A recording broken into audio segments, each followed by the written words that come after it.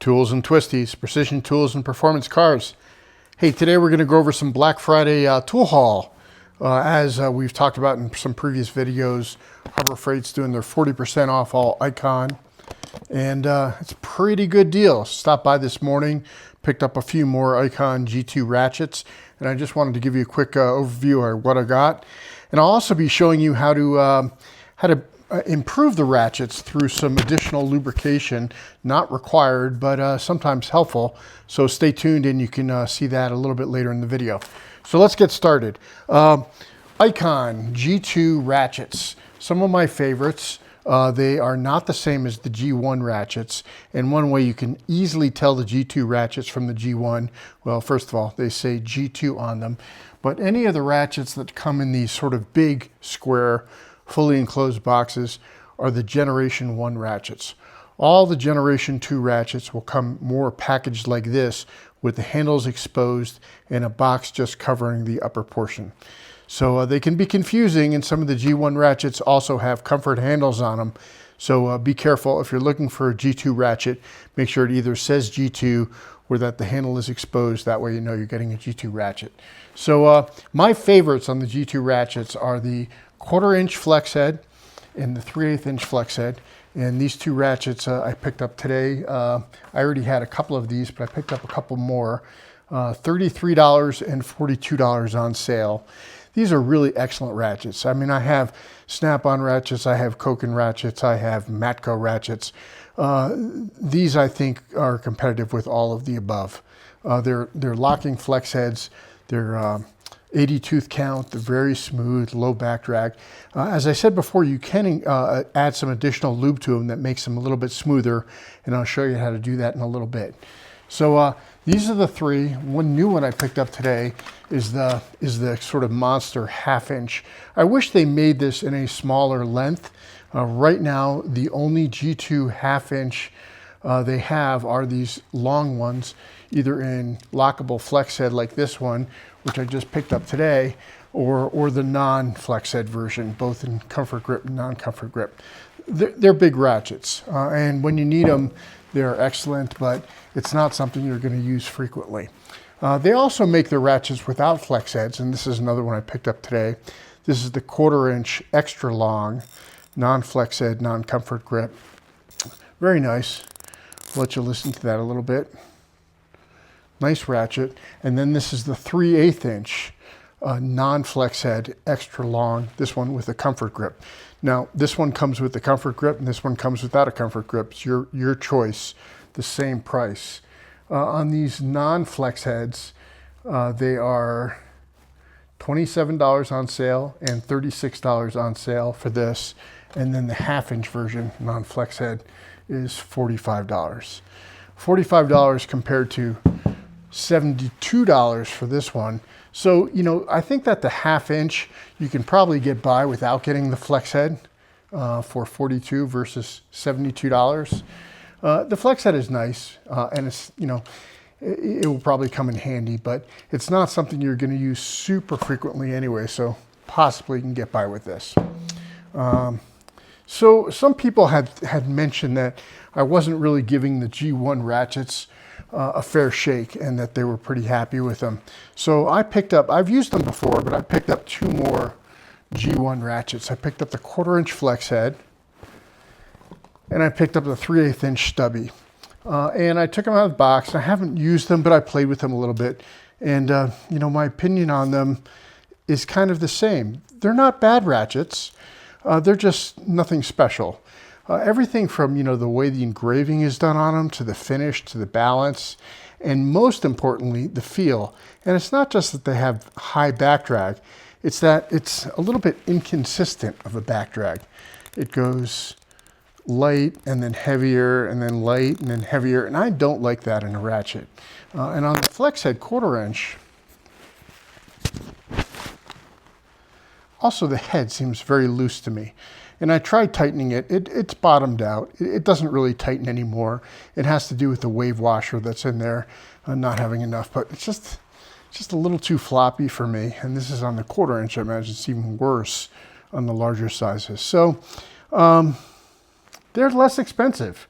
I mean, this is a $21 on sale ratchet, and this is an $18 on sale ratchet. So they are inexpensive, but again, still not my favorites. In fact, if you want a cheap ratchet, you know, I think these Pittsburgh Composite ratchets are amazing for the price. And I think these are like under $10. You know, it's a composite head. There is metal underneath, but it is mostly a composite head. But super low back drag on this and very smooth. So if budget is your primary concern, there's good inexpensive ratchets out there. The Astros are inexpensive and quite good. The DieHards are inexpensive and quite good. And the Icon G1s, you know, different flavors for different people, but not my favorites. So yeah, so those are the G2 ratchets. Now, I want you to listen to, this is a out of the box G2 1/2 inch.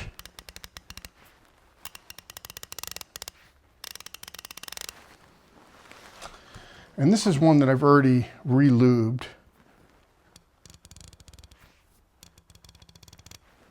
I don't know if that's even picking up on the mic, but it's much quieter. And this sounded very similar before I lubed them. Is re-lubing them necessary? No. You know, I prefer ratchets that are, you know, quite usable right out of the box. I don't like to have to re-lube ratchets, but if you can improve them a little bit by re-lubing them, some people might be interested in doing that. So let me show you how to do that. Take this ratchet, we'll lay it down here. There's 3 kinds of lube that people will sometimes use. And I think this is why I suggest if you're not experienced with this, or, you know, don't do this lightly. Do this if you're comfortable doing this sort of thing. But this is you know, a thin, this is Tri-Flow, but this is a thin oil. And you can sort of see the viscosity of that. I use this on some ratchets, but this is really not my go-to. And then this is the Super Lube grease that a lot of people use. And you can see that is obviously much thicker. I think this one is too thick for most ratchets, and this one is too thin for most ratchets. Both of those are easily available. Not as easily available is the Super Lube in a heavy oil. It's ISO 100. And this is what I would suggest you use. And I'll show you the consistency of this. It's, you know, kind of halfway in between the both. Or use a combination of this and some grease.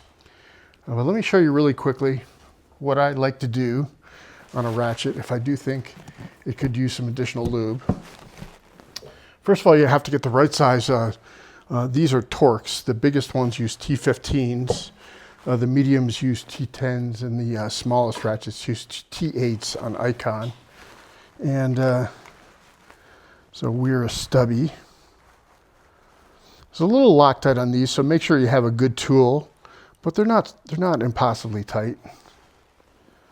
Got this little towel here.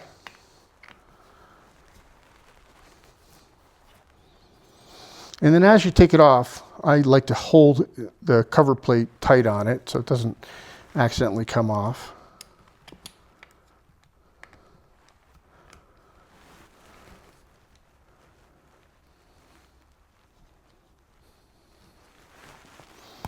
So hold the cover plate. And then I like to take a little magnet and pull the cover plate off. And keep the pawl in there. And I'll show you a little bit more of a close-up. You can take the full pawl out and you can take the mechanism out, but if you do that, it is, I'll warn you, it's a little bit trickier to put it all back together correctly. So you can re-lube them without taking any of that apart. So I hold the pawl, I hold the anvil down, and I pull the cover plate off. I called it a pawl, it's really the anvil. Hold the anvil down, pull the cover plate off, lay it down, take some of the Super Lube, and just a few drops in there. Give it a rotation. Maybe a couple more. You can add a little to this mechanism too.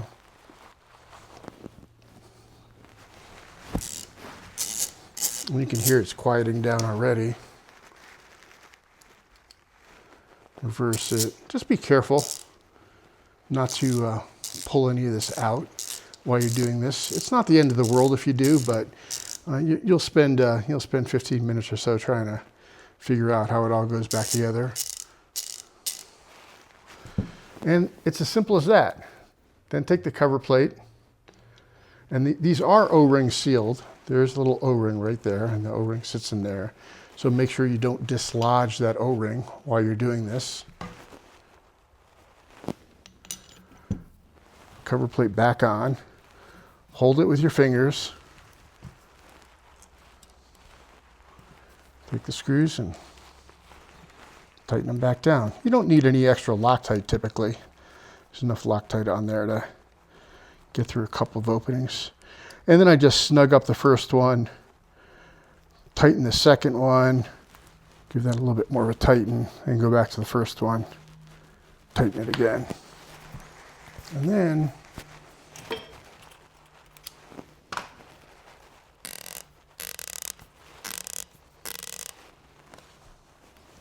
quiets it down nicely, makes it a little bit smoother. This one's even quieter still. This one's broken in more.